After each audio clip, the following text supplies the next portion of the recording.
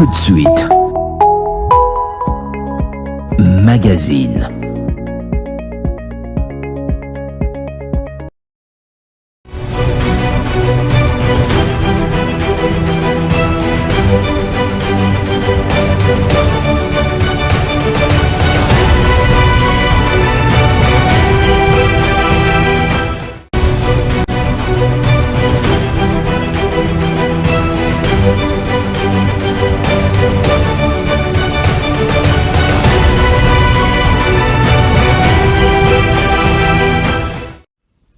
Allez, peuple congolais, Tombola Lobo Siga Ozali, Todali Ere.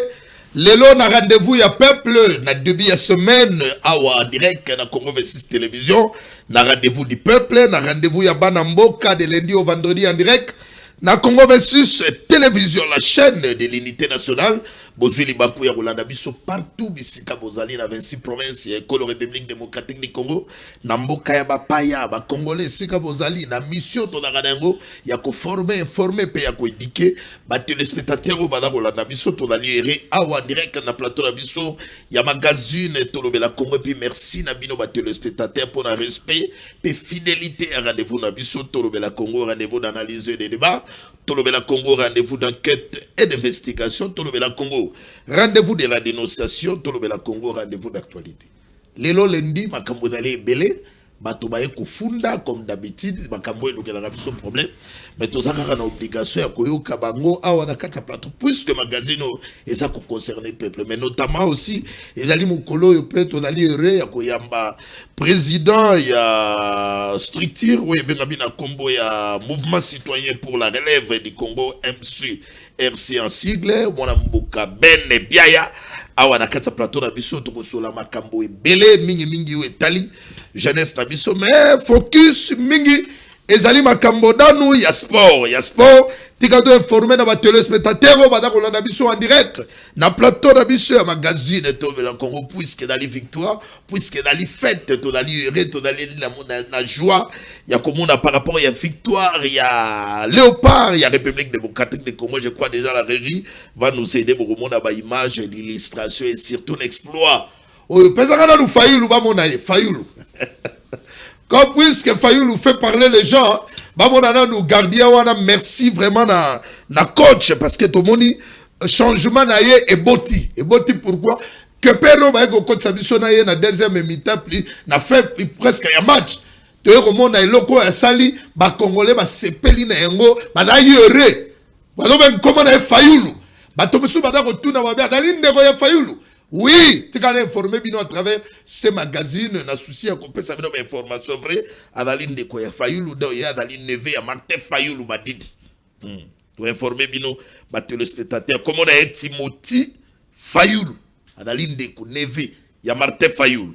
Très bien. Donc rapidement dans l'actualité, le chef de l'État Félix Antoine Tshisekedi, entre-temps la régie va nous accompagner dans ma vidéo d'illustration, mon annonce ce qui s'est passé hier dans le match où il y a la République démocratique du Congo contre le Nigeria. Et puis par rapport à cette occasion, le chef de l'État Félix Antoine Tshisekedi sera ce lundi au stade des Martyrs pour célébrer avec les léopards et la population. Le chef de l'État a demandé à la population d'être nombreuse à l'aéroport international de Djili lundi à partir de 11h. Pour accueillir les léopards d'où partira le carnaval jusqu'au stade de Martyrs suite à la qualification contre le Nigeria dans les matchs des barrages internationaux mondial 2026 au lobby et dans la qui joue à Mituna Pezali Katiwana Otokotuna. Les léopards ont fait un pas de plus vers le mondial 2026 avec Sébastien de Sabré, notre coach, ont finalement terrassé les Nigeria. Tokena yifna batirobi au match les gars 1-1 et puis tokena batirobi oyo la République démocratique du Congo to marqué 4 contre 3 en Nigeria avec un changement de gardien Timothy Fayulu. Héros du match. Commentaire na ba réaction et dali moi mingi. Et dali impossible to le kayango 5 ou le ka kubakisa moi liloba moko. Mituna ezali, est-ce que tu as un match moko? Nini otokoki ko sala pour maintenir le cap? Yango dans le sujet du jour. Oh to tiens on a quatre plateau na biso. tokozoma quelques questions tokotuna et puis tokozwa rapidement tika tokende na ba réaction est tellement énorme mais tobandi côté SNEL auto très rapidement image ya DDK parce que tout dans la communiqué un message au ba téléspectateur ba télévision Zéphirin Kazadi. Voilà.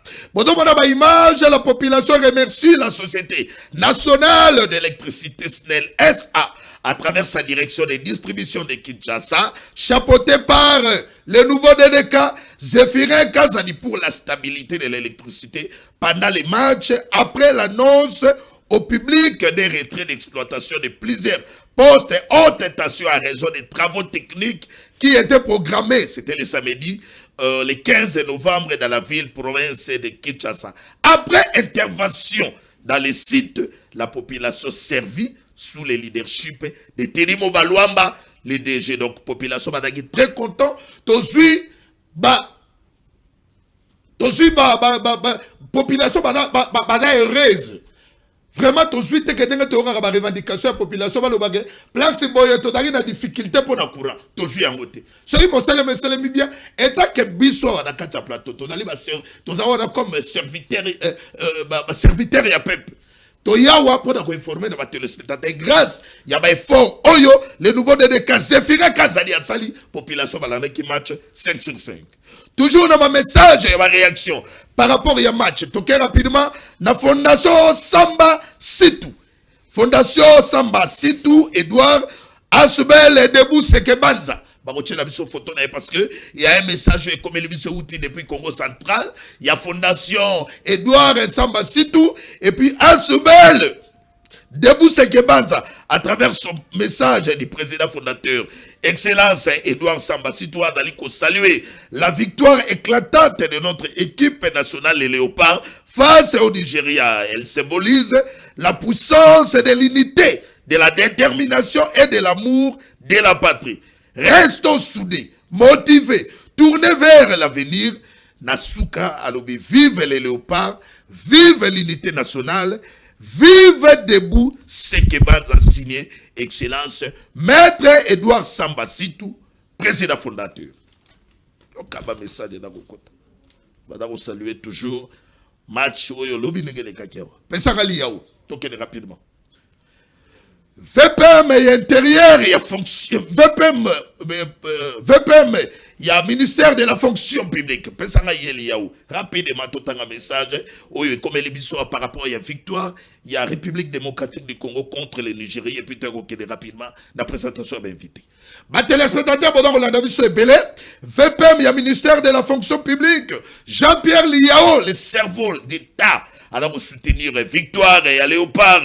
L'homme de la modernisation de l'administration et innovation des services publics, Adaliko Salua, le bisonnier sur reste positif, derrière les léopards, derrière le chef de l'État, l'homme, grâce, il y a ma réforme, l'accélération de la digitalisation des services et puis mise en place d'une transformation biométrique et numérique, à l'obima congolais, les lots, bisonnier sur Nassima et léopard, macho, moko totikale yango, restons positif, tokokende longo, na léopard. Très bien. Tikato yamba rapidement invité du jour. Pour ceux qui ont un message, victoire ya léopard. Tokozwa tango ya kosololate. Todali ere ya koyamba mwana mboka Ben Biaye. Oya dali président.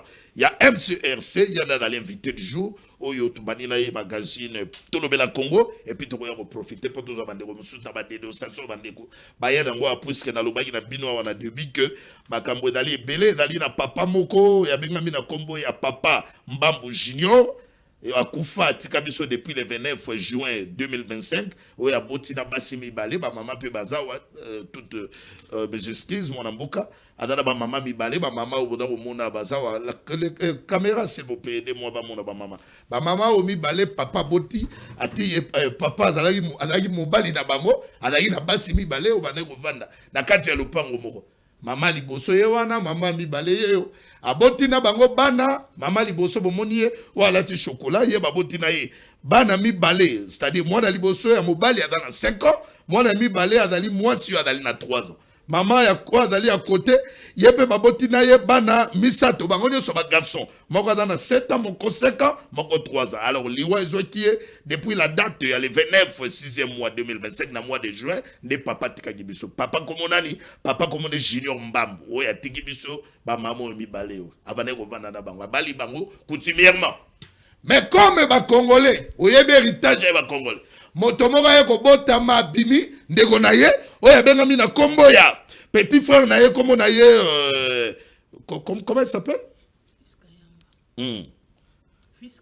Fils Kayanda de petit frère na ye ya ye alors atali intérêt ya banate ya ye ko s'accaparer na ba bien nyonso ya ndeko na ye et puis atiki ba mama au Libanda de ba mama ba ye ba bibo comme dans les magazines ya peuple to profiter wa to fun na ye pas procureur général après la cour de cassation parce que to moni déjà makamza bo ke de clarté na niveau de justice na boyamba ba mama na moment convenu président très sérieux boyamba.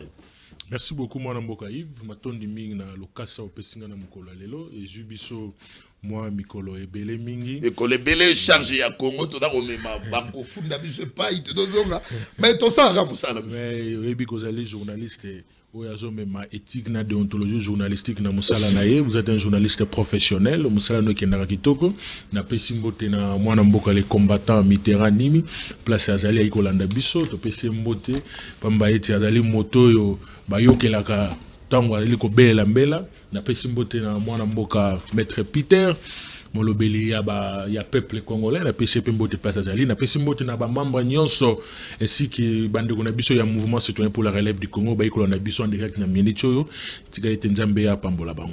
Très bien tika ete nzambe ya pambola bango rapidement tout ça dans commentaire par rapport à match lobby dagi na débat à la télévision et surtout yo dans le mouvement na o dali ko encadrer ba gente ko koma na makambo yo oyena ngotala ki match ya Léopard lobby et pas au toucher de plus vers mondial 2026 tout mon changement est Sébastien tout mon équipe n'est pas très motivée on a un commentaire au ça.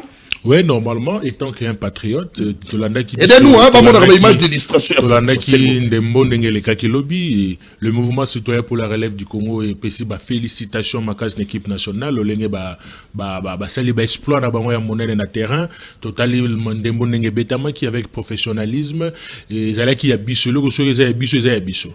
Alors, on a vraiment joué, on a donné de quoi on était capable et sali qui to gagner to ketina ba tir au but, tu ko gagner, zala qui vraiment essayer vous avez vu la ville de Kinshasa ndenge koma ina esengo lobby bato nyonso babandi ko sepela fête na Kinshasa oh deuxième bida biso atako tokei oyo ba boyaki te o de tango kotaki tango ba chewi avec Meshake ya Elia donc match vous beta maki makasi to sepela ki et tikali biso match moko je crois que ça sera au mois de mars na yana ibika na mo équipe moko ya moki la République Bokati du Congo équipe nationale Léopard to une équipe ya minene to na ba joueur ba ali capable pour être relever défi na ndembo vraiment félicitations à bango j'avais même appris que le chef de l'État va les recevoir aujourd'hui au niveau du stade de Marty ça sera vraiment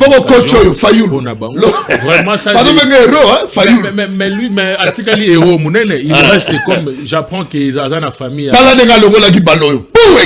j'apprends qu'il a une famille andeko Martin Fayulu m'a dit l'unique personne aujourd'hui au Azali n'a souci à peuple congolais c'est quelqu'un qui n'est pas de l'opposition, car il n'a jamais été de l'opposition, quelqu'un qui porte la République de Bokati du Congo.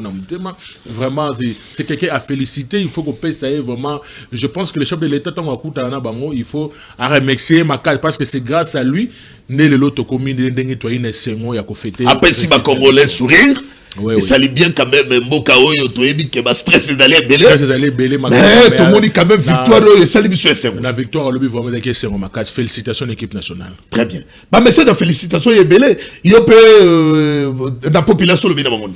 Na pesi ba félicitations na population ndenge ba soutenir équipe nationale to continuer ko soutenir équipe na biso et je crois que nous les Congolais les Kinois to lingara les makasi déjà on est assoiffé ya ko mona ndenge ba betaka nous leur disons vraiment merci beaucoup félicitations na ba jeune na ba Congolais ba Kinois na ba Kinoises nyonso to pesi bango mbote et to allez vraiment ko féliciter bango na bato ba beti lobi na coach na biso de lolenge ya coach équipe na staff technique mobima o ba accompagner qui équipe nationale pour beta balle vraiment beaucoup de félicitations na bino traité bokenel bosso na match moko to tikal de poto mona mondial to mona kala biso kutu bana na ebita soki to botama kite ba mondial to yoka lisolo les loto lito mona yango nini comment maintenir les caps pour que tout le monde mondial nenge to da kozela yango tout le monde yango le pour maintenir les caps je demanderai na coach na biso à stabiliser l'équipe nationale à memango vraiment na nini tse azana litoyo l'oreille d'écoute ayoka moi mingi Ayoka et puis à la tactique belé. Je demanderai à ministre des Sports de disponibiliser le moyen afin de permettre que les joueurs à la très calme parce que je sais que Bidimbo c'est quelqu'un aussi malgré ses failles mais aussi c'est quelqu'un qui a aussi apporté moni honneur au pourtant on peut na Bidimbo. Voilà, honneur au ndé to comité pourtant on peut na dédier Bidimbo. Alors Atikate a continué toujours que ça là c'est très important. Je crois que a disponibiliser l'État a disponibilisé ba fonds pour nous permettre équipe nationale qui est dans match à sous on a moyen de réussir parce que il a vraiment réussi de marquer ceux qui t'occupent dans mondial en haut to récupérer peu coup pendant toujours dans on Mboka ça sera la réussite du ministre des Sports ça sera la réussite du staff technique et vous appelez réussite du chef de l'État donc Doudou Fouamba ko kangate Doudou Fouamba afongola Doudou Fouamba bana oyo ba sepeli sibiso ti lobby na ba 23h minuit bana badukanga na ba mineur mais eza honneur à makasi eza le match c'est comme la Real Barcelone et elengi ba congolais ba sepela to mona yango kala eza vraiment sengo makasi vraiment qui fête ya moneda vraiment sengo vraiment to mo le to comme il a fait à nouvel an or que zalaki na juste réussite ya ndembo toujours vraiment l'équipe nationale la chancelle Memba yene mutape c'est pas c'est sûr il y a rataki et le kwasuka wana la chancelle Memba vraiment place aux alliés. Courage à vous, félicitations. Vous avez porté la République démocratique du Congo dans l'équipe nationale. Merci na Fayulu, Fayulu ya gardien yo. Vraiment, sincère félicitations. Fayulu, au salut au salamora malamu et surtout na désespéré qui est un joueur na tout ça qui a raté. Dans ba bandi ba raté. Il y a de la robeta no bi. Oh, donc ça là, match le match beaucoup décisif. On ça li se quitte. Tant on so ya c'est-à-dire dans les questions le colo longwa mais pour tout le monde a balé contre la peau. On y a tenu tout ça là ba j'ai face à gardien et surtout gardien va d'aller lancer dans le banga. Mais Fayulu a héros du match. Ah ça vraiment il y a vraiment femme mérité vraiment la rencontre d'abord on a chef de l'État. Voilà, merci beaucoup donc bayo qui puisque à partir des magazines tout le Congo les messages retambola partout voilà. Entre-temps, on profite à travers ces magazines. On a une image de Omo Namalukouana. On a une peine de l'Issouzou.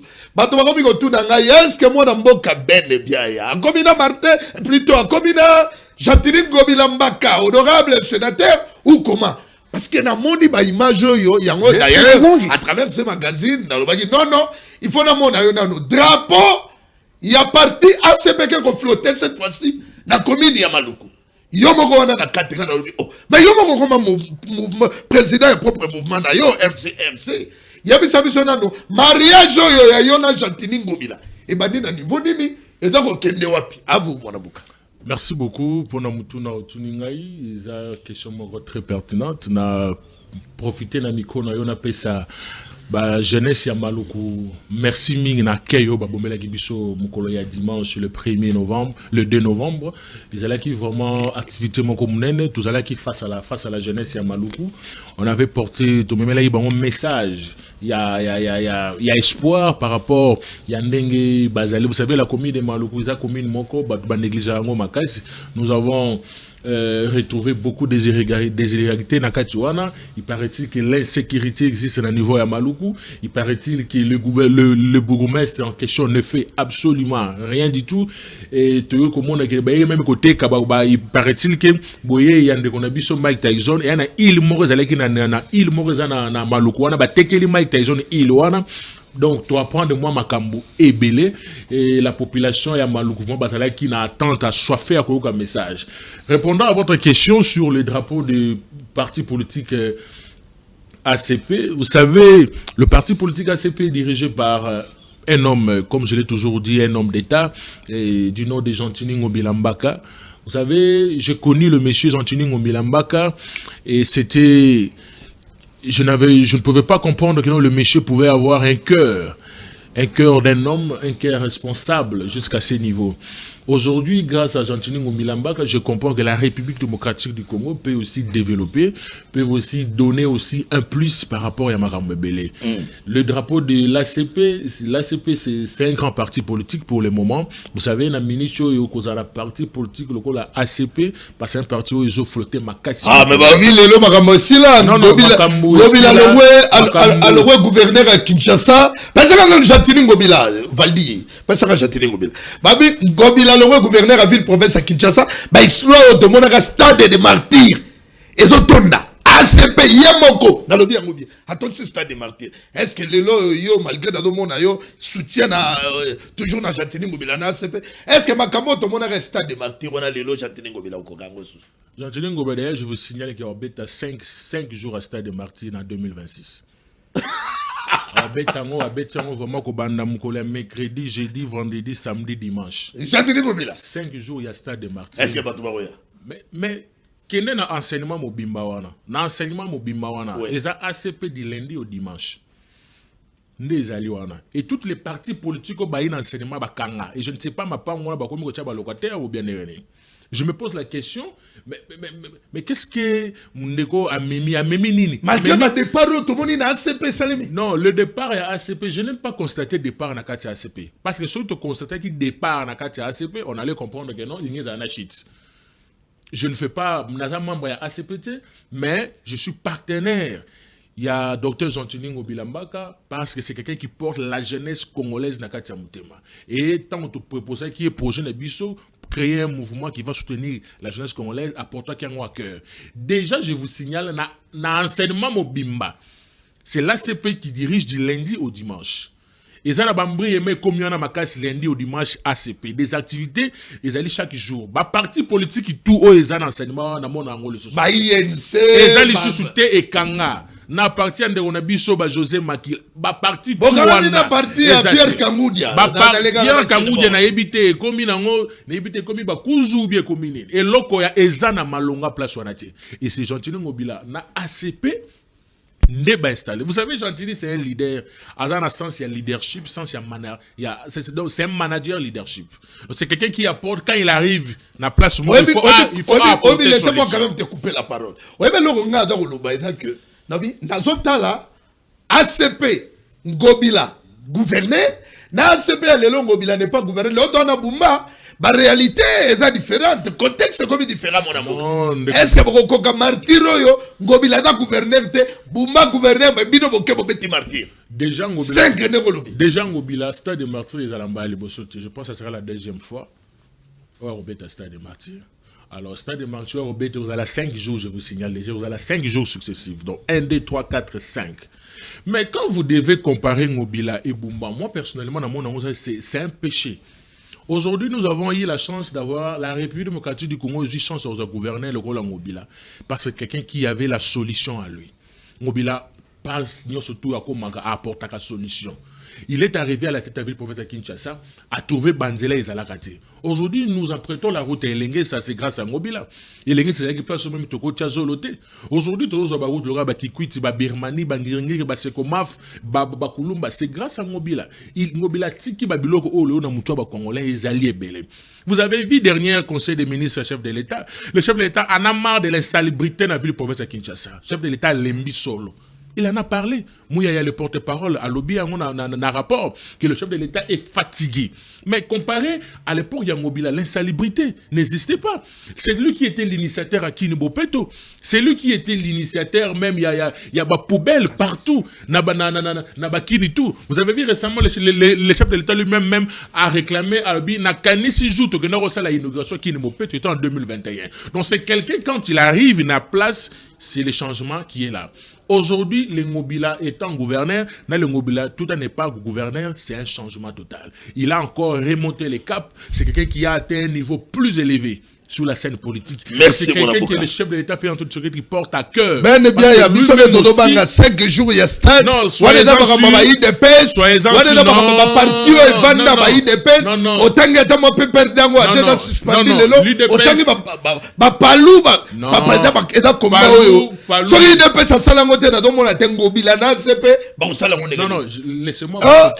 laissez-moi vous choquer. Il dépêche à terre à 7e rue au Orton de Sango Sultan à Minijo.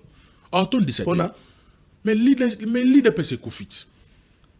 Oh, mais so de ba on ba bunda congrès yango ezo mais congrès ba on ba so bunda na kati ba réconciliation réconciliation masquée. Réconciliation masquée. Et là au moins malongé zati. Il dépêche à terre à 7e mairie wana à Orton de 7e. Aujourd'hui, il y a un parti politique moroté et cause à l'icolo. ACP, parti politique argentin, mobile, lelo oyoyo, je vous dis, je vous rassure, sachez-le que 5 jours, nous avons un moment moukier. On a faut pas une semaine, mobimba. Donc lundi, dimanche. Parce que apporter cap l'icolo, il y a un parti monté dans le milieu, et là, n'habite parti ni nous sommes au terrain, INCC, Koufakala, tu n'as pas perdu, c'est un parti à la rebelle, tu es donc, parti exaté, On le verra l'année prochaine, la date. Ça sera en 2026, la date vous sera communiquée. Soyez-en sûr, tu es un journaliste professionnel. Merci, mon avocat. Tu as invitation. Tout avancé. Et retire l'exploit, ma casse. Tout avancé, mon avocat. Photo, je crois que la régie va nous accompagner. La régie fait un effort quand même aux Oyengo pour nous permettre que les Congolais va mon âme. Et Zalinini, lancement, il y a première édition, il y a forum jeunesse consciente par Yomoro le président. Il y a mouvement citoyen pour la relève du Congo, MCR en sigle, Yomoro Mwanamboka Ben Biaya. Mais dans le cas sous le leadership, il y a Jatini Gobila Mbaka. Namoni au fixé na kati tango ba kozwa yango ba komi docteur Jatini Gobila. Et au sein de Mawapi na université pédagogique nationale et peine en sigle la date il y a le 28 11 mois 2025 na 11h20 namoni ba intervenant ezali mwana mboka Oscar Beya au cadre ya ACP namoni Dane Kapiamba analyste politique Jean-Ville Mukuna acteur politique, Joseph Djadjidjo, il y a école patriotique, Eric Mwemwe, avocat, chercheur, et puis Gelore Djamano, analyste chercheur. Maintenant, la Katiwana, la Lingagi, Tome Kasko Kolobela, puisque tu dois relever la jeunesse. Parlons du thème, Forum Jeunesse Consciente. Que signifie être une jeunesse consciente dans le contexte sociopolitique? Merci beaucoup, Mouarambo Kaïv, Luamba. La jeunesse congolaise, vous savez, la République démocratique du Congo, la population, mintoye jeune. La jeunesse, c'est à 90% jeune, de 15 à 35 ans. Selon les statistiques et puis selon les exercices autosali. Et puis nous avons compris que notre jeunesse, ils sont vraiment étouffés par les politiques. Ils sont là juste dans la capacité à kobimisa o ezali na kati na bangote jeunesse na biso ba miyebite nini bazali qu'est-ce qu'ils peuvent apporter comme solution na mboka na biso. Dans le contexte actuel où tozali nango il y a la guerre à l'est, il y a l'insécurité partout, il y a le chômage partout, mais on se rend compte que jeunesse na biso doit aller un peu nous avons essayé de réfléchir ensemble avec les amis. Le mouvement citoyen pour la relève du Congo et Talaki na l'Isumoro ya bien. Et le but que nous devons créer forum d'échange autour de partager avec la jeunesse par rapport à la situation actuelle. Raison pour laquelle nous avons choisi l'université pédagogique nationale où l'activité sera, je crois, le 29 de ce mois ici à 12h15. Nous serons face à la jeunesse estudiantine et à l'Université pédagogique nationale. Avec le thème qui sera abordé, jeunesse consciente. Dans le thème, il y a jeunesse consciente, on va évoquer plusieurs secteurs. Il y a dans le secteur sécuritaire, secteur social, santé. Les intervenants seront là. Il y a des intervenants qui sont hors politique. Il y a les intervenants qui sont dans la politique. Donc, on va conférencier Basalina 4. Chacun va apporter quelque chose où il faut préparer par rapport au thème où il va échanger avec la jeunesse et il y aura question-réponse entre les étudiants et nous. Et tu passer mon moment à la très capitale. Nous voulions qu'il y ait une conférence où que jeunesse Nebiso est captée et quand il malamu. Quel est le rôle de la jeunesse congolaise dans la situation actuelle? tala jeunesse na biso sobabi que non il y a acteur politique moko ya bon on a balandier na sima na suka akomo telema asenga mwa kanyaka tena poche moi 5000 francs jeunesse na biso tous allez tourner vers les aventures au lieu de tourner vers l'avenir. Il n'y a pas un pays qui peut se développer sans que jeunesse à côté nakati. Notre jeunesse est allée étouffée, tous allés mis à l'écart, bah considérer Arabi sauté. Alors nous devons réveiller cette jeunesse. Je vous donne l'exemple de Kitina Komine et Maluku, mais jeunesse c'est allé Komine Bateni ni Bazali. Est-ce qu'à vous avez retrouvé la fiche? Mais qu'est-ce que faites un effort de retrouver la fiche. Qu'est-ce que nous pouvons faire? Donc c'est là qui est vraiment compliqué. L'échange qui va, le forum jeunesse consciente, c'est la première édition dont nous avons lancé. Je crois qu'après le PEN, nous allons entamer l'université protestante au Congo. Nous irons à l'université Belcampis, l'Inikin, presque toutes les universités de la ville de province de Kinshasa, et en ce moment là l'année prochaine, si Dieu nous prête, nous allons l'université aux Alibanda et à Kinshasa. Parce que nous voulions que jeunes conscients, yeba, nini ozali, qu'est-ce que tu peux apporter? Le loko yiko ozala na poste boy, okosala nini. Il ne faut pas toujours entendre que non, baya ko pesa yo ou bien baya ko lakisa yo. Toi-même tu peux créer. Mais cible, le problème est que question la cible par rapport à contexte total yango. Pourquoi pour ni peine? Il peine pour ni yango pour nani? Que ma kambo yo to ke ko sala ba forum moko boyo ke ko organiser yango dans un milieu étudiantin. Dans le contexte total, dans le poni pourquoi na makambo na kata UPN? Voilà, c'est une bonne question. Na poni université UPN pourquoi? Parce que dans l'ingénieur on a ça l'échange avec les étudiants, ce sont des intellectuels. OK. Alors, ba intellectuel wanan ba ça pe na ba partenance politique na bango. O ba yo ka pe ya bango li banda ya ba politique. Na kati na bango on a pe il y a de certaines personnes bazali ono, azana parti moko ya opposition, azana mouvement citoyen quelconque, azana parti moko union sacrée, azana parti moko bosongolo pakala, azana société civile, azana ba ça pe na ba croyance na bango. Et ce que biso to kei wana to ali ni union sacrée ni opposition ni quoi que ce soit. Nous on est là, c'est comme te coûter tobeta. Mais tu as la fiche au docteur Gentini. Oui, je vais arriver. On a retrouvé la fiche, je crois, Yango, oui. Oui, sous le leadership de Gentini Ngobila. Voilà. Dans un milieu étudiantin, Bamoni Gentini Ngobila. Déjà, il faudra comprendre que non, Ngobila, c'est quelqu'un, sur le tangele et le solo, il y a jeunesse. Déjà, Betima beaucoup. À Sepeli. Parce que lui, il compte fort na jeunesse ya mboka. Objectif no est d'aller ne moi na mboka. Non, l'objectif na biso l'objectif na biso ezali comme ma jeunesse comme yé bandenge nini bazali, qu'est-ce qu'il peut faire? Maintenant avec l'appui à Gentini Ngobila, on peut atteindre un niveau plus élevé. Parce que lui, quand vous lui parlez de la jeunesse, Aline Sengo, il apporte aussi des solutions.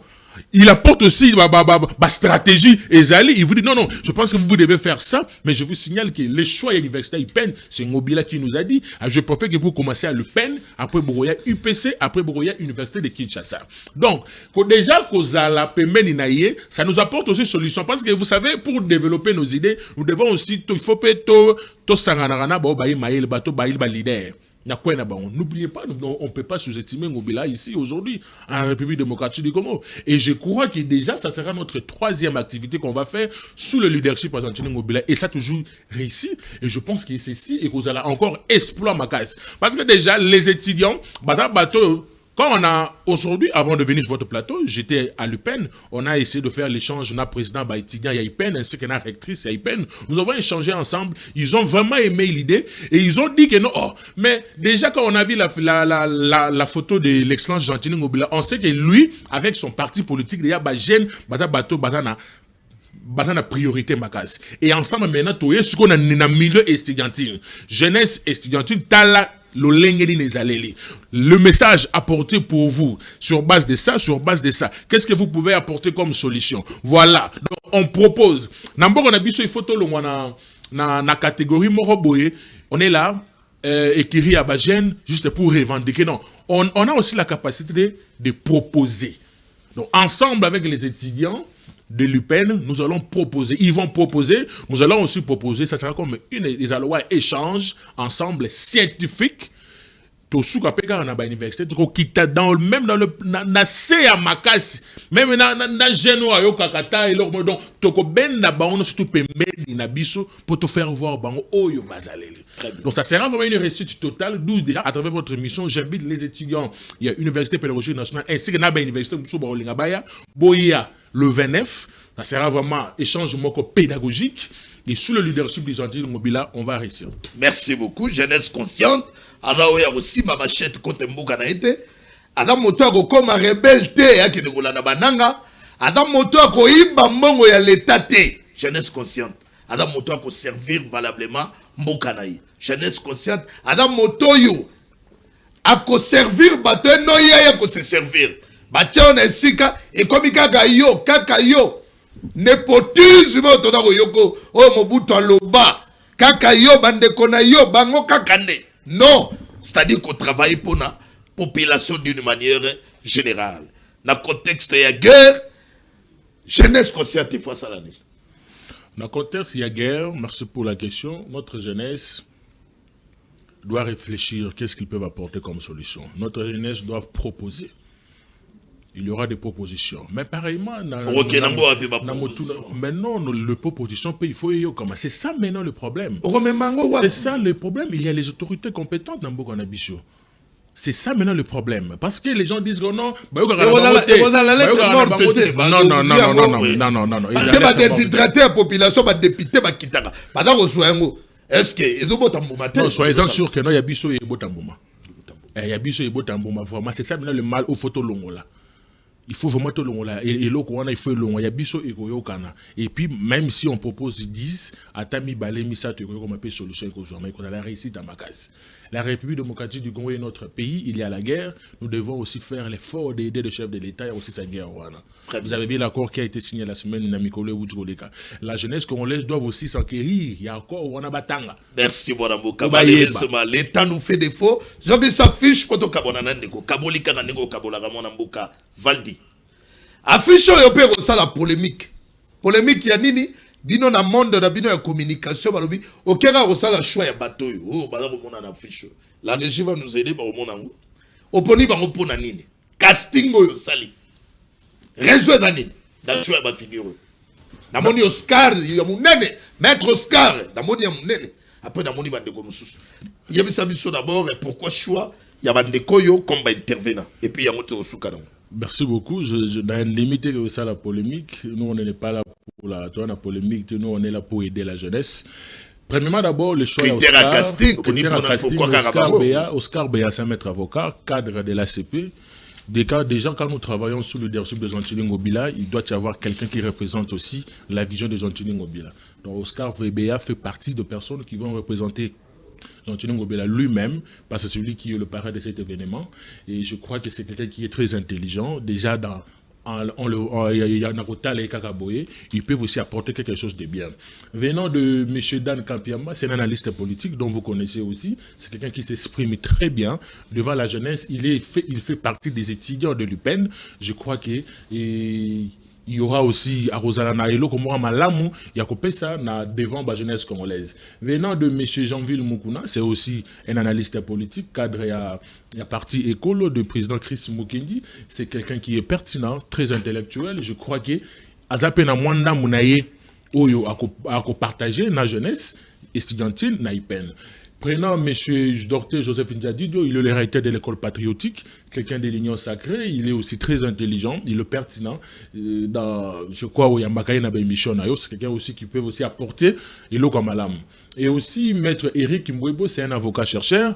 Il a à structure voix des opprimés. Je crois qu'ensemble, c'est quelqu'un déjà, je l'ai côtoyé depuis longtemps.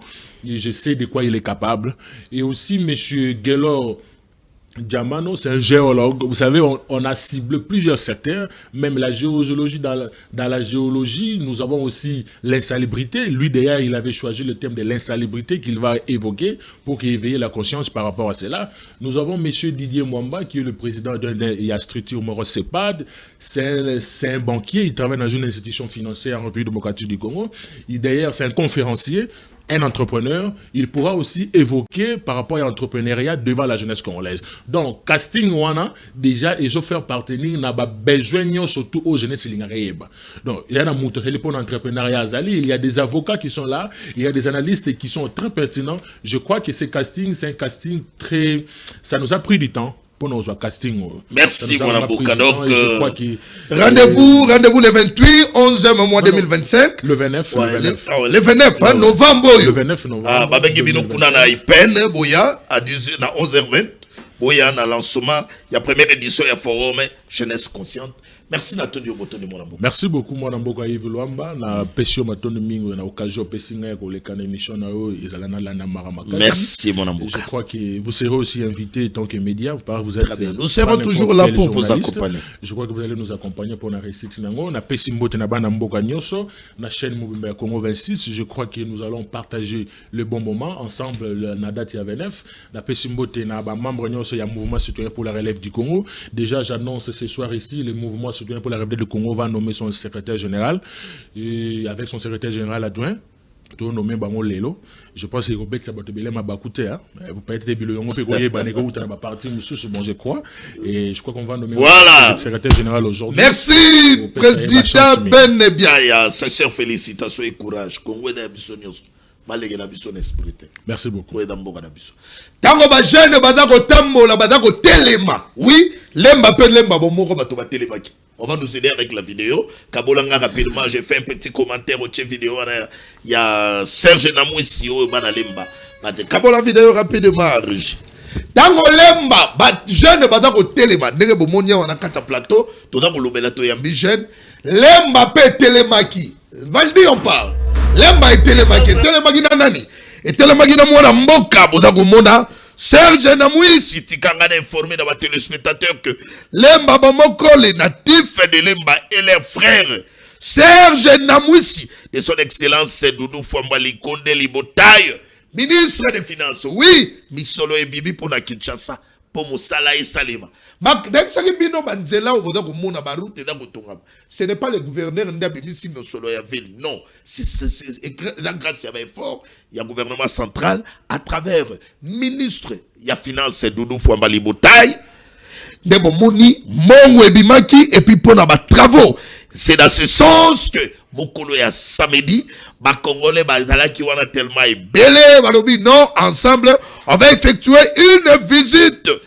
Il y a autant là avancer des travaux, il y a réhabilitation, il y a asphaltage, il y a ma chaussée accessible.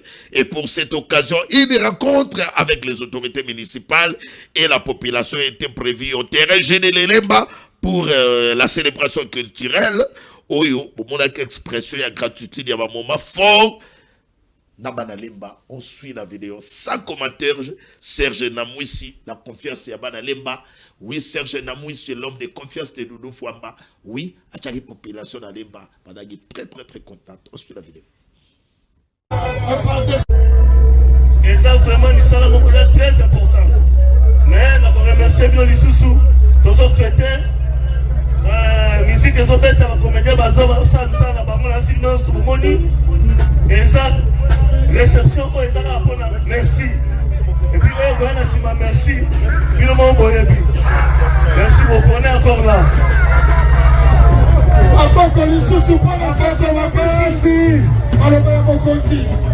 Serge Namouissi, pendant que FARDC Mbonda va dans sa possession, Tokobenga rapidement, Papa Gillette.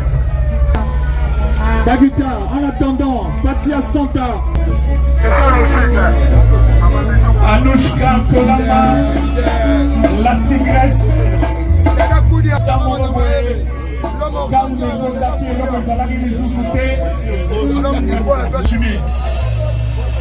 État-major Ngaba Momoko. Merci d'être de la partie Madame Simanima. Wero Chapwa. Et pas Moko Yabino. Nicolas Zokoya. Alors, il y a Salamala Mingi, Malobi. Oui, Biro, on a joué les importants Mingi. Oui, on va passer à Ketou. RDC Muzika. Bazobeta tete. Balobi mapinga. Ezali moko ya lisanga ekokiko pesa. Moi image mususu. Banda kupe batongaka.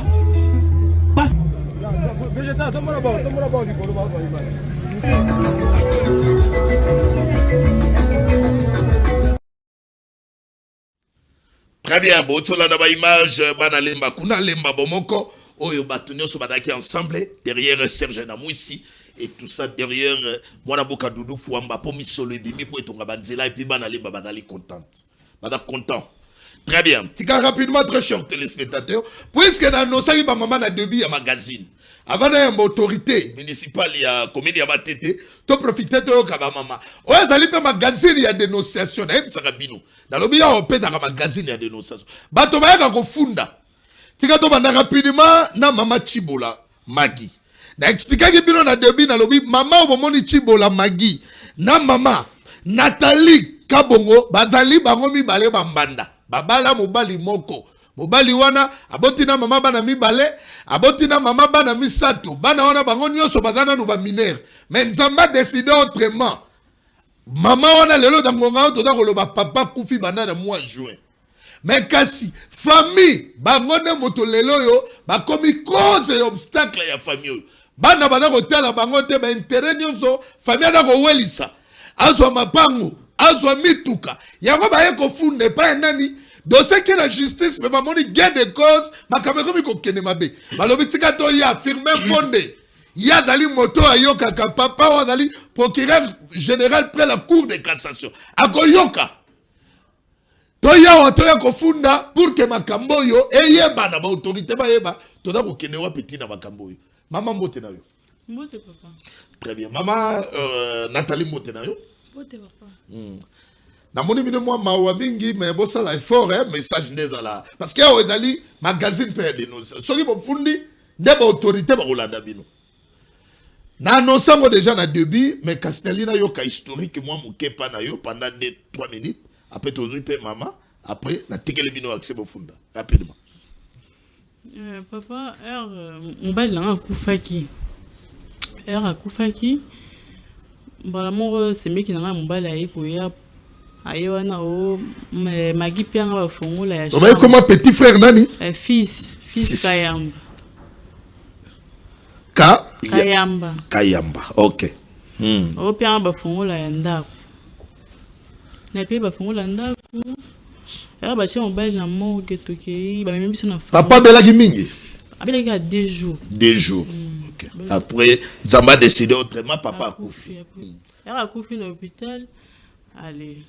Nde siko semeki nanga na yo senga ba fongola ndaku nanga senga ba fongola ndaku na pesi azio yango après ba che mobile na biso na morgue ba memi biso na belle famille na biso ba ke sela matanga kuna mais mobile na biso za responsable za mapangu na e 4 na place to bando vanda wana ba ke ko sela matanga wana mais ba sala ki wana te nde to ke kuna to sali matanga kuna siko wana tango yo pesi ba fongola ya kangi bino moyebo kota suna kati ezate na bilamba oyo bimaki nango yango wana ka kotikali yango wana kana tikala nango wana kote na yo après ba ke ko sala matanga ba ke ko louer salle to sali matanga ti to silisi matanga yo kendaki na bana nyonso kuna place matanga bana batikala na ndako bango nde basindaka bato bageza bana na ndako bamemi bango pe na lingo après bakangi ba porte bazi bafongola na baki na ndako donc babimisi coffre fort ezaki na mikanda mapangu na kati babimisi coffre fort na ezaki na mbongo pe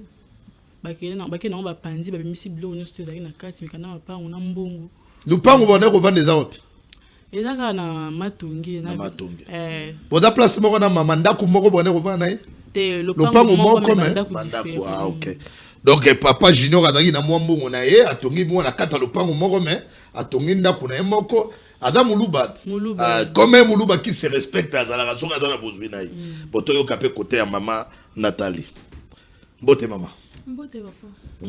Yé maman lobi côté na yé ba sala ki yosko côté na daki ndenge ni tango ba annoncer liwa papa. Papa akufaki ezalaki boye papa. To memaki na hôpital tango ayoka ki malaise na santé na ye. toyebaki te ke malaise wana ekomema ye na liwa na kati ya kokima kima bambao na hôpital papa aye kokufa biso tolongwe kaka na morgue tina ndako bamemi biso nyonso na belle famille lopango na biso bakembala moko ka ndenge mama maki auti oloba bakeye kosude lopango kaka bilamba tozalaki nango na nzoto wana soki ke eza elamba kochange na nzoto loba bandeko na yo bamemela yo ya bango oya kochange na matanga totikala kozunga su na ndako na biso te après kopeta biso na matanga wana kotortire biso bamenase bino makasi na raison nini baza kopousse bazolobake balie mobali babetaki biso bamai ya kanal ya mabe wana kobwakela biso baimage kutu ezali oh la la la la toleli ka mobali na biso ti malgré bahumiliation wana nyonso boleli ka mobali na bino na traitement wana oh nyonso famille ezosala bino na 3 jours kutu babenga na biso déjà libanda lopango ke bokende olelele libanda tosengi bango tofukami botika kaka tozonga na lopango tolela mobali na biso ti ezalaki mbutu ti na niveau ya morgue nga balevaki bana nanga niveau ya morgue tango naomona bazolekisa bana po déjà kaka na morgue menace ebandi déjà po babotoli yo bana bakena bango bana baza bamineur bana nanga baza bamineur mama yo mpe bakendaki na bana nga babetaka nga babengani nga mpo nga natikala na bango na sina matanga batikala nanga wana kotorse famille ya mobali baza combien mpo nazoka kaka kombo ya fils Kayamba ye nde moto azali à la base ya makambo oyo nyonso mais est-ce que eza kaka ye nde famille aza mwana mwasi siko totanga fils po aza mobali aza lokola ye nde moto ye natikali sikoyo lokola responsable mais c'est mère de trouble makasi eza na Jean Muswamba Nadine ye nde moto abimisaka ba apesa fils ba idée mabe to sala boye omoni basi oyo bazo sala ka sikoyo bana baza wapi na ngonga oyo bana tokendaki déjà kofunda niveau ya parquet ya 4e rue tango batindelaki ye mandat d'amener bakangi fils tango bakangaki fils bazweli biso na bana tango bazweli biso bana baremettre biso na fongola mutuka po bana bakendaka classe na mutuka wana kotoye kolandela tolali tolamuki donc tango nyonso bazoki mwana wana depuis na mois ya juin papa kufaki bana bazokende classe te balongoli bango sika bazali bakotisi bango place mosusu bachange bana école parce que autant baremettre biso bana tolala tolamuka toyoka ke bakomi kosenga lisusu bana na niveau ya parquet na mutuka o bozonga boye boya na biloko nyonso wana po bango libanda awa bazoka na bazoloba ke biso toko sacrifier ata mbongo ya lopango mobimba po tosukisa kaka bana basi bango bako bénéficier na mbongo ndeko na biso te biso pe toza na posa mbongo ndeko na bango te lokola toza na bana siko bana wana bakobokwa na condition ni bana baza ba mineur tokotikela bango bana age wana te bana fo bazala kaka pana yo Luande lobi bongo oui bana ti bakokola bakomi na 18 ans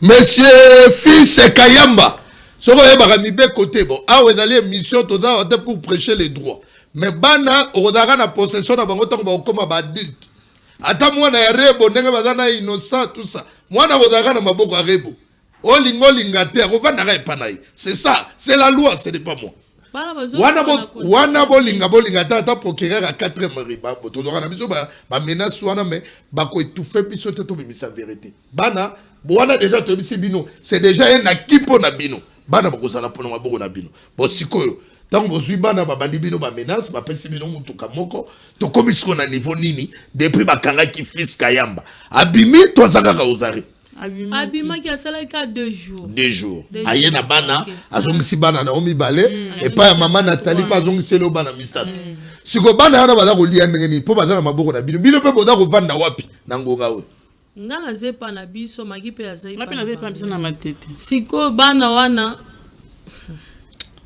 bana kolia ndenge ni ba utina mbongo te baoliaka na famille place tovandi wana badépendre bango mposa na bango ezaki bazwa bana batikala na bango biso totikala kaka boye bana age wana bana pe baza mike baza na mposa affection bamama na bango avocat na bino alobi papa na bango atiki mbongo na banque atiki bozwi avocat no bahotel ekotisaka mbongo avocat na bino alobi nini siko na makambo ntango boke kosamba avocat lobini alobina binoni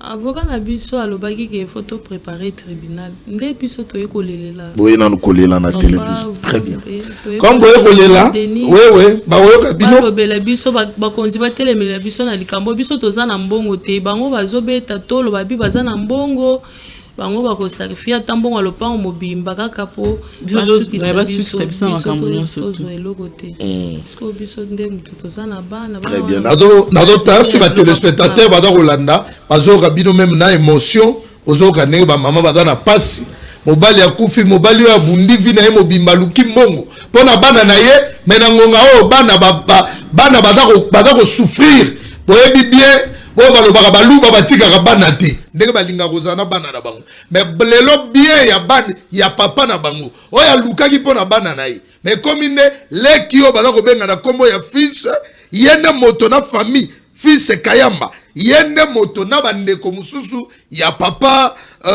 junior mbambu bango basakapare na bomengo balingi baza kotala même intérêt ya bana te famille boza na droit na bino l'été da ko reconnaître bino mais kasi bato bano baza d'abord ba héritier ya premier degré ce sont les enfants maintenant bota la caméra yo koloba oza kotala boye papa Firmin Mvonde yo ndo dali mokonzi ya ba procureur obenge papa Mvonde tala makambo na ngo lobi après nazui mama esili tokozwaka ba image so kazui ta kotanga te ekokomela te président ya cour constitutionnelle po ata mosali na nzambe. Et puis, même le chef de l'État, Félix Antoine Tshisekedi, violence faite à la femme, après torture, après qu'on bête, bano yobozu pour privé, bango, ce sont des mineurs. T'as la passe. Avenir nini te préparer pour la jeunesse. Moi, nada ko zoba torture. Conséquence d'abord to ba ko zoba nora ba honorer une Porsche. Oh non, et dali conséquence ya ba dépression, oh ya zongo na bas âge. Tala ba makambo yango yango. Mama Tokei, passe un message. Papa Firmin Mvonde, tele biso likambo, maman Denise. Tala biso likambo mama biso toza na biso na mbongo te toza na mbongo te loko mo toza na ngote yango toye kolela bino botela biso likambo mama soki babwaki yo mais ba droit ya bana na yo lobalo ba posa ba droit bana na ngai ata babengani ngai babwaki nga babetanga na tikana bango babetanga makasi babengani ngai batikali na bana na ngai yango na ye kolela bino mama ba mobali na ba ndoko luka pona bana na ye mobali na ndo luka pona bana na ye.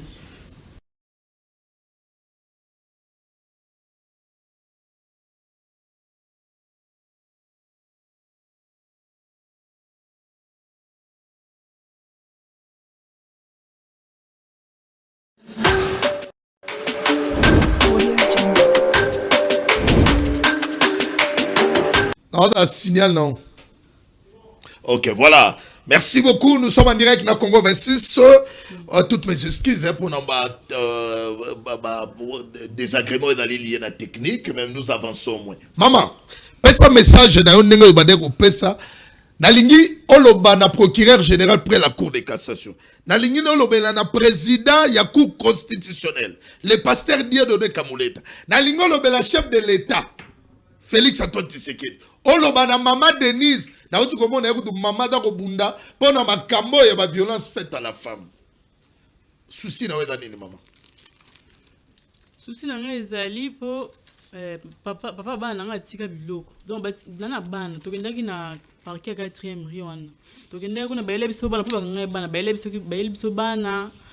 Bayepeka na mutu po bana bakenda classe. Mais kolia bana moyen tembongo ezate tovani na bana bana na kana famille na biso.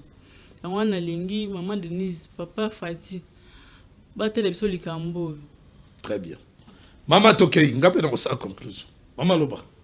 Moi Malouba oui, après torture, après traitement, surtout, je crois que na ba cœur sensible prochainement na relaxa ba image on a beaucoup mon yango. Loba na autorité. Na ikolelela papa Vonde maman Denise batalela biso likambo biso toza na possibilité akula même kuchiluba bayoka baloba na konga tona chiluba ndimulo kujijila papa Vonde mama Denise tutangijila iko kubwalwe katwena tukumbana to bobo bajiba jitumbishani bajini makuta katwena ni kwa kubela to baba ke baka bijikutunyenga bana hato ben kumona Claire ku 4e rue tout mona makambo kaja malo kaja compliqué ki mutu jibalo kujila bwanyi message afika ko kunuji kanu tuleke jito ka tuena ni bantu ba kuto akwila to anunene babuela ko kuchilumbu echinu to akwila ko bwana tumona mushindo akukolesha bana boso aba bamana ku perdre papa bikala bamona ko kunasha mama bajiba so ku privé bana ni ko affection ba mama wabo bikala bachiju wa uni moi si wani ba konservatoire akwila ko. Merci beaucoup maman. Message leki ba autorité na souci to sala ya musana biso boyoki ba maman ndenge baza koloba message est donc passé. Merci beaucoup maman na toni bino botondi ba konti baza koyoka bino le message d'abino ko kende inapercité les chefs de l'état Félix Antoine Tshisekedi et puis na ba autorité nyoso ba koyoka il faut ba son sabino na ba droit na bino tandis que parce que boza na bana ona baza na droit bazala survie na bango ezali po papa na banga luka kimbongo pour que bana na ye bazala bakola malamu batanga kelasi. Merci na toni bino botondi na profiter na zo appel rapidement et puis bino bo libérer plateau pour na yamba le monsieur le bourgmestre. Oui, alors mwana mboka Alain Shukuru mwana mboka totondi botondi. Merci beaucoup ndeko ndenge obegingai pour que na participer na émission mnena yo émission peuple azo kolanda na ngonga oyo na pesi pembote na ba téléspectateurs nyonso bazali kolanda émission monene na pesi également mbote na ba invité oyo bazali na plateau na yo mbote na yo mwana mboka entre temps la régie aidez-moi kelanga photo ya VPM ya budget Adolphe Muzito rapidement parce que tout dans le dossier il faut te profiter pour te éclairer tout soit mise au point il y a mon mboka na ba ndekonyo so bada kolanda biso pour te meka ko zwana nous éclairage par rapport il y a dossier et dali ko sala tellement polémique et il y a une publication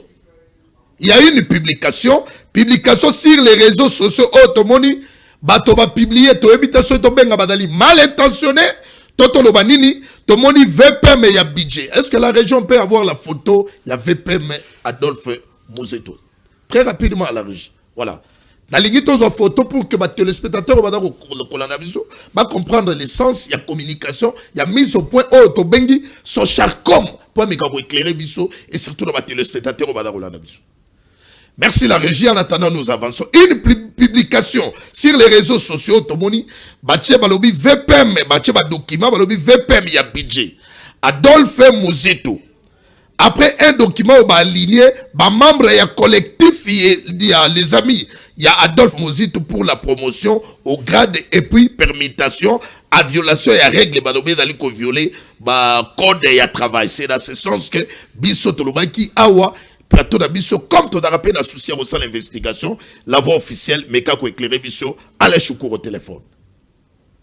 D'accord, merci beaucoup, Nandenge, pour permettre ngai naïba nako longo laba buzo ba oyo bandeko oyo bazali na likunya bandeko oyo ba balingaka mingi ba kadiosha bandeko oyo ba futa makapona ko salir ba leader politique et aussi même autorité de la République démocratique du Congo. D'abord, il faut noter Ndeko Yomoko Yebi Fumon pas très bien, qui a parmi le rare, j'ai dit bien le rare leader politique, Oyo Alingaka Makambo, Yaba ami de T.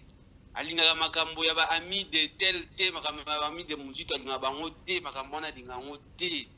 Parce que pour lui, d'abord, c'est la méritocratie, c'est d'abord. Vous avez compétence. Alors, d'abord, il faut qu'on note Ndeko Nangai. Na administration, il y a la République démocratique du Congo. Mibeko ezali. Jamais Moutou a outi nulle part. Aouki komata na ba grade. Des deux, mon frère. Leader, il y a Nouvel Élan, le VPM Adolphe Muzito, l'ancien Premier ministre. Azana Didier, il n'y a même pas 3 mois. C'est-à-dire, depuis qu'il est VPM Didier, alors maintenant qu'on promouvoir au moment où matricule l'été et de 4 bazali ko lobate batu oyo ba matisi grade na administration ezali oui bato ya les amis Adolphe Muzito yango to lingo pesa mise au point Alain Choukour oui yango na lobi ba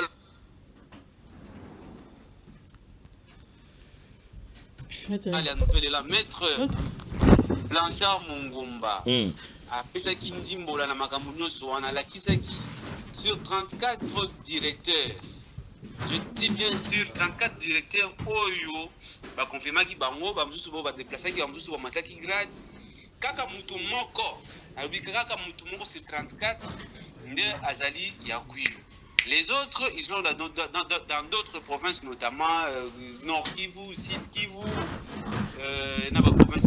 Et aussi il faut qu'on note que VPM peut-être la signature alliée kasi oyo yaki sur proposition. Il y a secrétaire général, il y a CG au pitié, il y a une proposition. Il y a un autre mon frère, qui est congolais, c'est un se débarrasser de fake news, de journalistes, de communicateurs, de médias, de fake news, de messages, ils allaient censés nuire, de leader, et puis, ça la bongo. L'équipe n'a information à l'okuta pour que VPM benga bango apesa bango bon pour que batia koloba que le VPM a fait mozito a respecter ba journaliste a respecter ba communicateur parce que na partie ne ba communicateur bazali kasi alingaka te makambo ya chantage a se daraper na makambo ya chantage te isengeli konoter que ceux qui olingi ko travailler na VPM a fait mozito ceux qui sont compétents, il y a qu'à travailler na yé. Prévenez que Blanchard Mongoma soit directeur de cabinet, Adam Moto ya côté Équateur, Adali Moto ya tribu moroté avec le VPM du budget.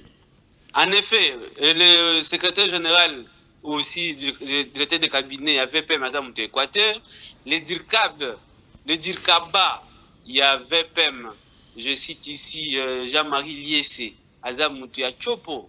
Na côté ba kisangani kuna ngai mtu nazali koloba na yo boye awa nazali mtu ya Kwilu te kasi nazali mtu ya Sud Kivu okomona na batu ebele bazala pembeni ya VPM Adolphe Muzito ebele bazala ya tribu na yete kasi batu bandeko na ngai bakongomani bali kolanda biso sengeli baye ba que batu oyo musana bango za ko nuire na réputation ya VPM Adolphe Muzito parce que ayaki effectivement pour travailler pour changer vie sociale ya ba Congolais pour sunga le président de la République Félix Antoine Tshisekedi Tshilombo ayeba na ko réussir na mandat na ye ayeba pe ko sunga ozali la première ministre Judith Suminwa Tuluka na mandat oyo son excellence président de la République apesaki na première ministre pour sunga chef de l'État ko sala été mandat na ye etambola ndenge longo bani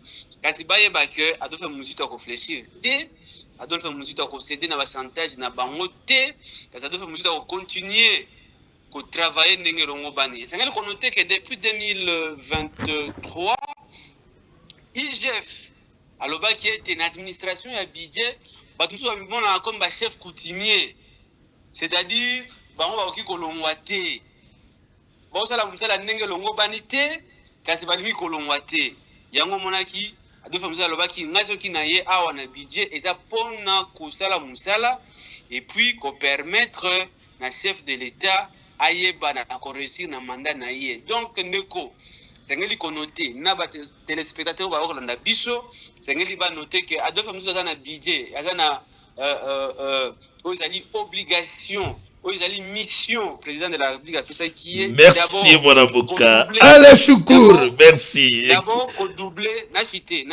oui, chiter rapidement à 30 secondes. D'abord, qu'on double le budget. Il y a un moment qui déjà, à ce budget, il y a 20 milliards, hein, c'est-à-dire déjà, il y a des innovations. Adolphe Muzito, Azaliwana, Pona Kosunga, président de la République, Pona Kosunga, la première ministre Judith Suminwa Tuluka. C'est-à-dire, Ndeko, c'est que Adolphe Muzito a concédé na chantage na bango te. Adolphe Muzito a merci, mon avocat. Alain Choukour, merci. Le message est passé, mis au point par la voix. Autorisé ma téléspectateur en direct na Congo 26 télévision par rapport à des documents où il va circuler dans les réseaux sociaux. Tout suite éclairage. Merci beaucoup na directeur et cabinet Maître Blanchard Mongoma à travers les Charcom, tout suite éclairage population balandier. Merci. Il y a une mission à mission. Qu'on à la source, qu'on ait information, et qu'on puisse à téléspectateurs. Excellence, monsieur le bourgmestre, c'est très grave. Merci Ndeko Yves Natonio Botondi. Na lokaso otinela ki biso pe to kanisa to kabola makanisi na matali mboka na biso Congo. Merci pour la disponibilité. On dit qu'on peut s'abisso tous yo tamingi mais kasi devoir so gebenge biso nous n'avons pas les choix. Voilà. Autorité le roi liboso ezali d'abord o mekako loba na ba téléspectateurs ba bola na biso puisque polémique ezali moi mingi makambo ya ba signature ya accord cadre ya Doha kuna na Alliance Fleuve Congo M23 et salimwa tolé bato mususu na oki bandeko badana mo padi opposition na la dit José Makila na la dit bandeko mususu quelque part balobi et comme il rôle mboka oyo to kabwani yango parce que dès signature ya accord cadre bato M23 balobi bazal population boda na bino kimia et golongola biso te na mabele to tikali kaka na position na biso to zalaki compréhension no eda ndenge nini okoyi ko éclairer population nini face à évolution ya makambo yo ya situation ya Est et République démocratique du Congo. Merci Ndeko Yves. Ah, il faut que comprendre le comment encore. Tata Mokambe Kolo Félix Antoine Tshisekedi Tshilombo tonga midi pourquoi kola la terre a ko traverser ba continent peut être kimia et yingela na etuka Congo. Superficie na biso ata un tiers ya mabele tokotikela baini na biso ba Rwandais te. Est-ce que la victoire pour na biso autorité? Mais il faut qu'on comprendre le comment encore. Dernièrement bazonga awa ayambaki ba compatriotes na Brésil, ba Congolais ya diaspora.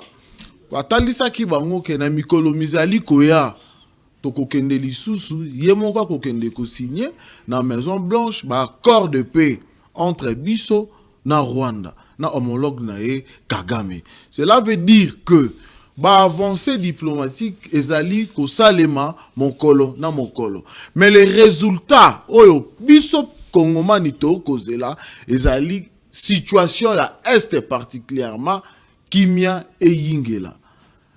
Et il faut comprendre pas si ezali biso moko ba Congolais. Pona ni na ko lobeze ya biso. Bato ba simbi mandoki contre ba Congolais za banani. Eza ba Congolais bango moko entre autres bande kona biso ya lingomba ya PPRD. Oyo to moni mutu azali na parti politique songolo atiki parti politique à quel groupe armé pour na copier pour na ko violer pour na ko boma et ça pour ça la passe donc ba sous-traiter bino et pas ba paya pour obomande kona yo moko congolais et Félix Tshisekedi alobi bomata bokita kimia eko yingela avant ye asilisa ba mandat na ye yango na tuli mwana mboka junior na lobi est-ce que signature et accord cadre ezali victoire pour na biso ou bien les loyo parce que koyoka bango ndenge balobi et quand ici moi itopi na moto abata non mais problème est kozala kaka bango ba kondima te to signer ba accord ba kolinga te to signer ba accord pour être batika mandoki pour être batika koboma pour être batika ko violer. Et comment est-ce que nous devons faire confiance ou faire foi dans makambu ba rebelle ba koloba to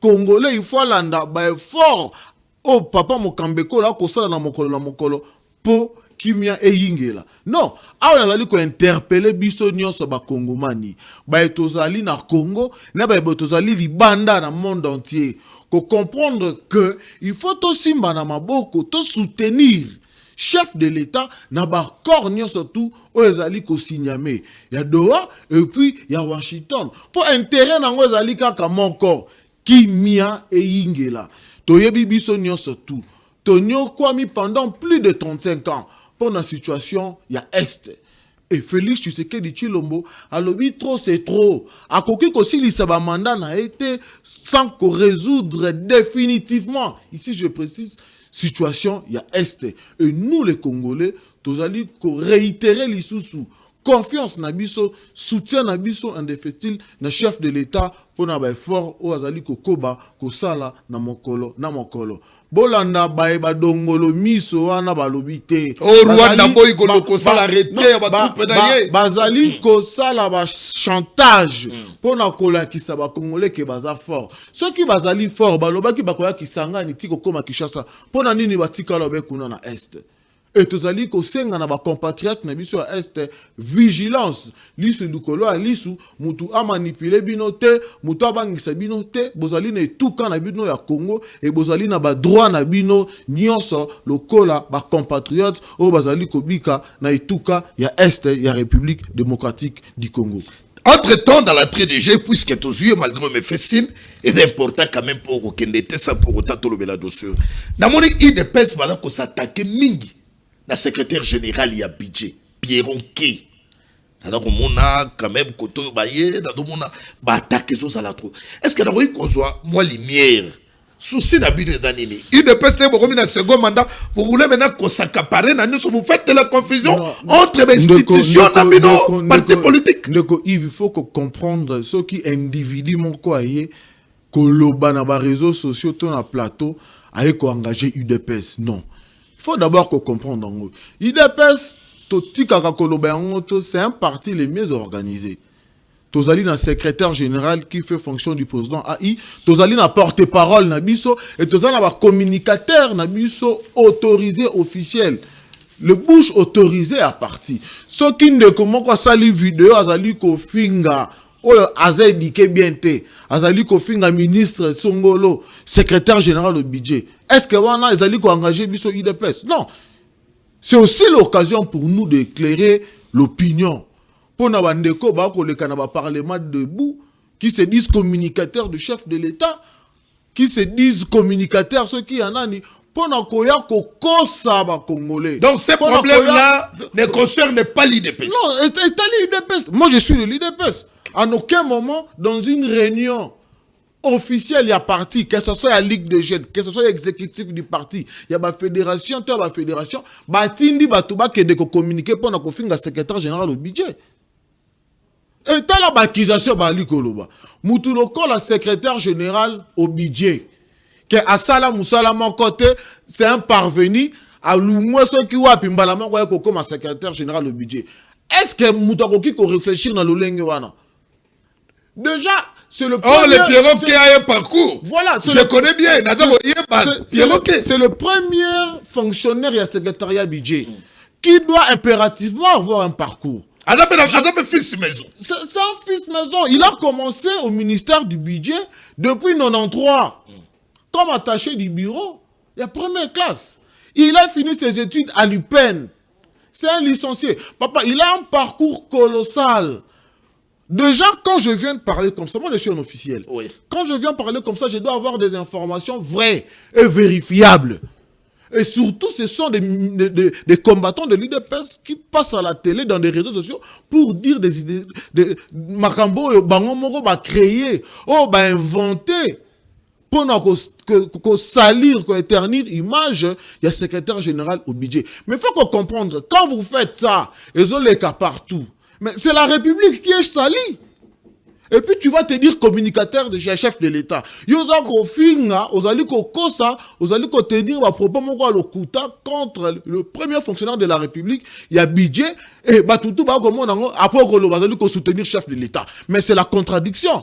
Et il faut comprendre, le même secrétaire général au budget wana azali na ba responsabilité et belé na mboka na biso. Élaboration et budget en mboka na biso ndenge mona kango wana, c'est lui qui est le président. Il y a commission élaboration et budget en mboka na biso. Azali auditeur breveté na chaise. Et azali un parcours moko très élogieux, ce que tu as dit, tu es énuméré, et que tu as l'apologie, tu as dialogue. Et nous n'avons pas ce temps-là. On vient juste recadrer, Congolais, qu'on désinformer Congolais, qu'on a comme un éclairage dans la surtout Bamoni officiel pour éclairer, c'est-à-dire que Bakambo et Bato Badako s'attaquer. Na secrétaire général, il y a budget et d'un problème personnel. Et c'est grave. Comme il peut utiliser même internautes, TikTok.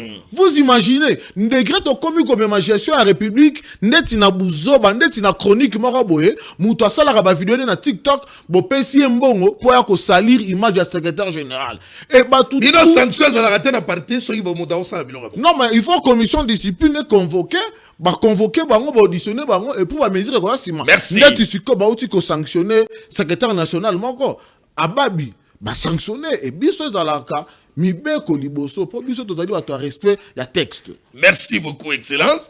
Faute de temps, malheureusement, parce que on va organiser un plateau. On a dit que on a ma camouille belé, mais je vais faire un effort pour te le la ma congrès d'Abino. Oh, tu as là. Tout le monde a un secrétaire généreux Yassika. Tout le monde a n'engagé parti dans mon pépé Yassika. Après, tant et attention, merci Natonio Botoni pour le passage. Merci d'avoir téléspectateur. Oh, vous avez branché pour le plateau d'Abisso. Il y a magazine, tout le monde Congo magazine, il y a peuple, il y a sujet dans la guibile. Casto ça l'effort, tout le courir derrière. Tango, pour être bon dans la servie, dans mes informations. Merci. Et puis bonne suite des programmes, la Congo 26 Télévision.